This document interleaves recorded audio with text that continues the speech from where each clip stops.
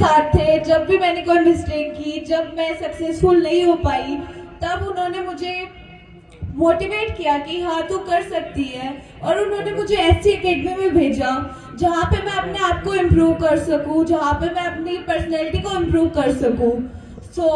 इसके बाद मैं प्रिंस एकेडमी को थैंक यू बोलना चाहूँगी कि उनके कारण आज मैं इतनी कॉन्फिडेंस पर्सन बन पाई।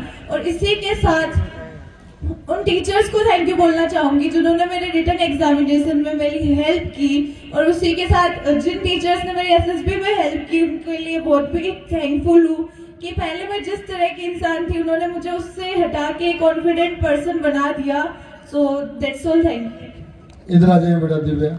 अब अपन थोड़ी बात करेंगे। मैं मेरे स्टूडेंट्स के बिहाफ पे आपसे कुछ क्वेश्चंस कर लेता हूँ। पहला क्वेश्चन सबसे कॉमन और हर बच्चे का, मैं कहूँगा हर बेटी जो तैयारी करती है उसके दिमाग में कॉमन सा क्वेश्चन रहता है कि गर्ल्स के लिए तो गिनी चुनी सीटें हैं, इतनी सीट में मेरा सिलेक्शन होगा कि नहीं होगा। ये क्वेश्चन तो डेफिनेटली आपके दिमाग में भी आया होगा। ये क्वेश्चन आपके दिमाग में किस तरीके से आया, उस टाइम आपने क्या सोचा और आगे की जर्नी कैसे रही? तो सर, जैसा कि अभी जस्ट आपने कहा था कि हम लोगों ने ये सोच रखा था कि माना कि हमारी 24 ही सीट है, बट उनमें से एक सीट पक्का मेरी ही होगी। और उसी सोच के साथ हम आगे बढ़ते रहे। उसी के साथ हमें कॉन्फिडेंस था कि इस एकेडमी में हमने इतनी बढ़िया कोचिंग कर ली है, इतनी बढ़िया तैयारी कर ली है, इतनी बढ़िया पर्सनैलिटी बना ली है, तो हम आराम से सेलेक्ट हो जाएंगे। हमें ऑफिसर लाइक क्वालिटीज अब आ चुकी है, और फिर हम ऑफिसर क्यों नहीं बनेंगे अगर अपन में हमें ये सब कुछ आ चुका है। कौन सी क्लास में आपने सोचा कि मैं एनडीए में जाऊं? तो ये तो मैंने क्लास 9th में सोचा था, जब सुप्रीम कोर्ट ने गर्ल्स को अलाउ कर दिया था। खबर आते ही सोच लिया? यस सर, वो जब सबसे पहले सनन ढाका को देखा था, उनके इंटरव्यू बहुत ही ज्यादा फेमस हुए थे, तो उनसे। ठीक है। 11वीं क्लास में आप प्रिंस में आए? यस सर जी। जिस समय प्रिंस में आए थे उस टाइम आप अपने आप में क्या क्या चीजें देखते हैं, और उसके बाद में यहाँ जब रहे तो निखार क्या क्या देखते हैं, तो चेंजेस क्या क्या अपने आप में आपने देखे? तो जैसा कि पहले मैंने बताया कि जब मैं यहाँ पे आई थी तो मेरे में इतना ज्यादा कॉन्फिडेंस नहीं था कि मैं स्टेज पे खड़ी होके बिना कांपे कुछ भी बोल दूं। पर अब आप देख सकते हो कि कॉन्फिडेंस बिल्ड हो गया है। उसी के साथ जो मेरी इंग्लिश थी वो इतनी ज्यादा बढ़िया नहीं थी, वो भी यहाँ पे आके इम्प्रूव हो चुकी है।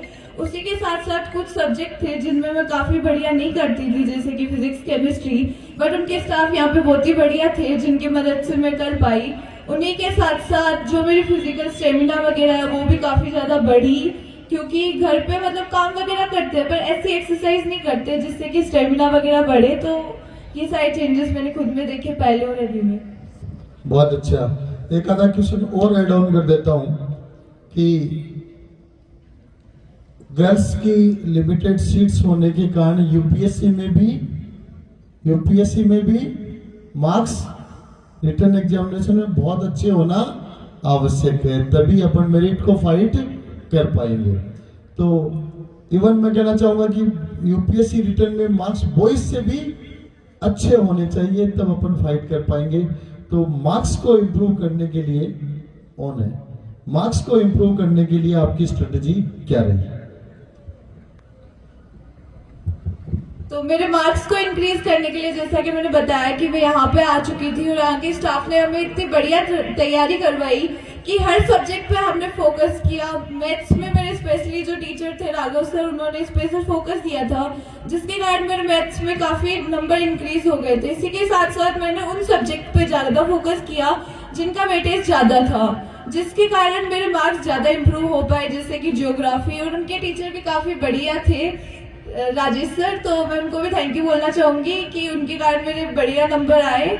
और इंग्लिश की फैकल्टी भी यहाँ पे बहुत बढ़िया है। और इसी के साथ साथ जो फिजिक्स, केमिस्ट्री जो 11th-12th में इतनी बढ़िया तैयारी करा दी थी कि जो 9th-10th वाली थी वो बाद में कुछ भी नहीं लगती थी, जिसके कारण कि हमारे रिटन के एग्जामिनेशन में नंबर बढ़ पाए।